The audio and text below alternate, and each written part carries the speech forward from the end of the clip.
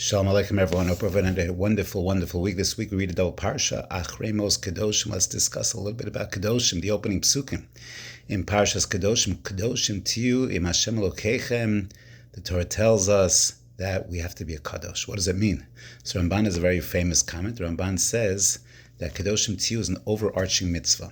It's not enough just to keep the letter of the law, the other 612, but there's a catch-all mitzvah.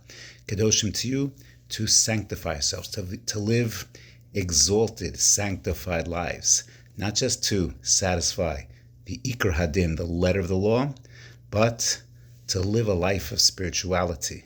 And so, for example, the Ramban says there's a mitzvah of Kadesh Esatzmecha b'mutar lach, even that which is mutter to you. You're allowed to eat meat, you're allowed to consume food, make your brachas, and you're good to go, but should we be spending the entire day engaged in achila v'shtia? Says Ramban, there'll be an aveira of Kedoshim Tiyu. There's a value to be a parush, to remove yourself from the physical world. There's an inverse relationship between physicality and spirituality. The Ramban says that the Nazir is an exalted person because he disengages from Yayin. And now when he wants to come back, he leaves the Naziris, he has to bring a korban chatos, argues the Ramban, because there is a Jewish value of asceticism, to deny yourself physical pleasures. It's Ramban. Very famous Maimer Chazal by Rav Elazar HaKapar. No, that's not the pshat. A person, the Nazir, has to bring a korban chatos because Hashem said you're allowed to have wine. And he denied himself of that wine. Hashem gives us this world to use, to enjoy, to take the materialism and invest it with spirituality. These are two different poles. Ramban focuses more on asceticism, denying physicality. Other Rishonim understand no.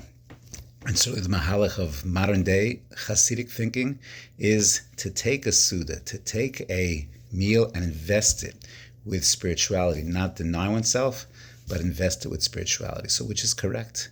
How should we operate? So perhaps the Torah gives us a certain sense of leeway, and perhaps the answer to that question comes from another set of psukim in this week's parsha. The Torah tells us, Ish imo ve'aviv tira'u. There's a mitzvah of yira, being fearful, in awe of one's parents. But the pasuk says, Ish imo ve'aviv tira'u. First Ema, then Abba. Ish imo ve'aviv tira'u.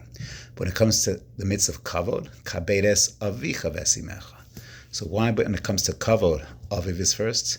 When it comes to yira, imo is first. So Chazal tell us, Mevaseret Kedoshim, says that a person naturally has a natural inclination to fear his father, and therefore the Torah has to emphasize fear your mother. That comes first.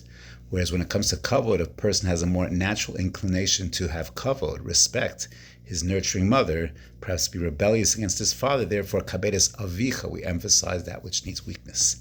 Perhaps when it comes to our approach to materialism, the Ramban's asceticism, others, Rav Elazar HaKapar, using the physicality, we have to ask ourselves a personal question. That is, do we have a problem with materialism? Are we too connected to materialism? If the case is we are, then maybe pull back a little bit. Or perhaps the other way around, we're very miserly. We don't indulge at all. We don't use materialism for spirituality, then maybe we have to invest ourselves. In other words, just like you find by the mitzvah of yiras aviv v'em and kavod av v'em, we have to emphasize that which needs chizuk. Perhaps that's the same thing when it comes to the areas of how we use our physicality. If we're very materialistic, maybe pull back. If we don't know how to use physicality, agashmius, to serve Hashem, then maybe that needs to be a focus. Have a wonderful Shabbos Kodesh.